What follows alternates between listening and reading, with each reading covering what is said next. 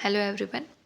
Let us look into this economy question which was asked in UPSC Civil Services examination in the year of 2011. Let us look into the question and see what it demands and try to understand the concept which UPSC is asking.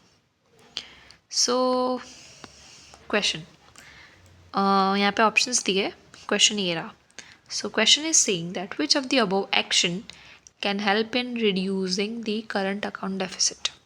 Ma'am current account deficit क्या है बताते हैं. Current account deficit का मतलब ये है, पहले तो डेफिसिट मतलब कि घाटा है, कुछ ना कुछ घटा है. ठीक है. सो करंट अकाउंट का डेफिसिट का मतलब ये हुआ कि जब भी किसी कंट्री में इम्पोर्ट्स एक्सपोर्ट्स बहुत ज़्यादा बढ़ गया है, बहुत ज़्यादा मतलब बहुत ज़्यादा, तो उससे क्या होगा, करंट अकाउंट डेफिसिट क्रिएट करेगा वो. ठीक है.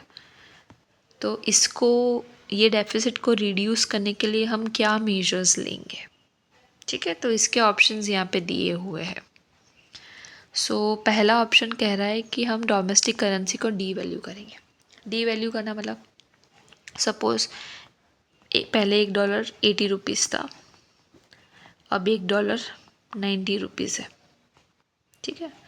तो हमने हमारा जो इंडियन रुपी है वो डॉलर के कंपैरिजन में घटा है. कितना घटा है? ₹10 से घटा है. मतलब जैसे पहले कोई इंडियन ने अगर अब्रॉड अपना सामान बेचा, तो अगर ₹80 की चीज़, मतलब जैसे फॉर एग्जांपल एक सिंपल तरीके से बताते हैं. ठीक है. जैसे कि चॉकलेट्स, अगर मैंने अपनी चॉकलेट्स बाहर भेजी, ठीक है, भेजी बना के, तो किसी अब्रॉड के किसी इंसान ने ख़रीदा, तो उसने अगर 80 टॉफ़ीज़ ख़रीदी तो उसको सिर्फ और सिर्फ $1 पे करना पड़ा. मतलब कि उसको $1, उसने सिर्फ $1 पे किया और उसको 80 चॉकलेट्स मिल गई. अब क्या हुआ इतने सालों बाद, अभी तो 90 से ज़्यादा है, मतलब डॉलर के कंपैरिजन में, लेकिन लेट्स सपोज 90 है. तो अब क्या हो रहा है कि वो अभी भी वो $1 ही पे कर रहा है, लेकिन उसको उसके बदले में 90 चॉकलेट्स मिल रही है. तो हमारा तो इंडियन रुपी तो 80 से तो 90 हुआ, मतलब उसका डॉलर तो से $1 में उसको पहले 80 चॉकलेट्स मिलती थी, तो अब उसको 90 चॉकलेट्स मिल रही है. तो इससे कहते हैं डी वैल्यू करना खुद की करेंसी को. तो अब आपको लगेगा कि मैम ये तो कितना नेगेटिव है, हमारी तो वैल्यू घट गई.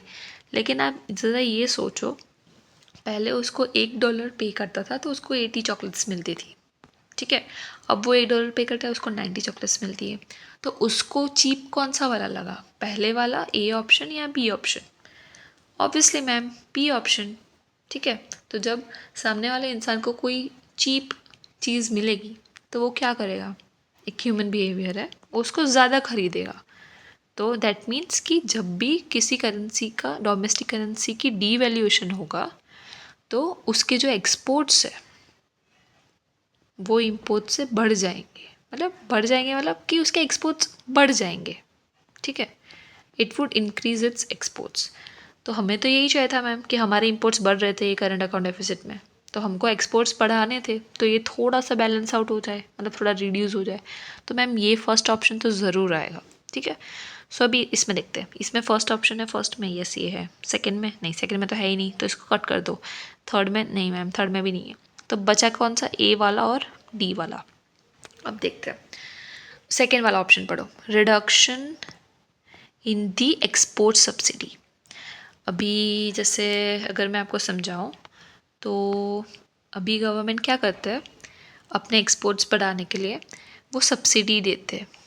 मतलब कि एक हेल्प देते हैं, कोई भी टेक्नोलॉजी से हो गया हेल्प, कुछ भी तरीके से, मतलब उनको टैक्सेस में भी उनको थोड़ा सा एग्जम्पशन मिलता है, वैसे करके.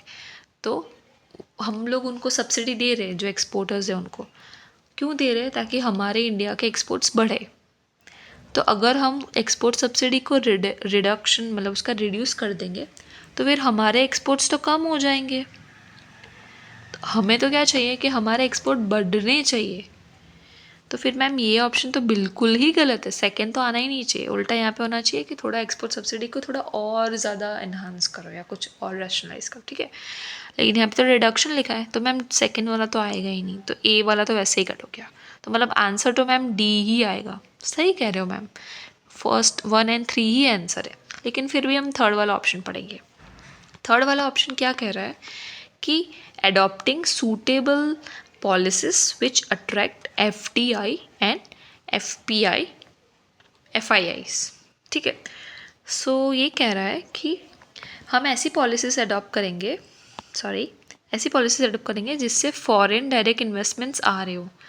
तो जब फॉरेन से इन्वेस्टमेंट आएंगे तो क्या होगा, मतलब कि फॉरेक्स आ रहा है तो फॉरेक्स बढ़ रहा है, तो मैम वो ये तो अच्छी बात है, हमारे इंडिया में पैसे आ रहे हैं, ठीक है। हमारा जो ये डेफिसिट था वो थोड़ा सा बैलेंस होगा, डेफिसिट जो है वो थोड़ा सा रिड्यूस होगा, तो मैम ये तो आएगा।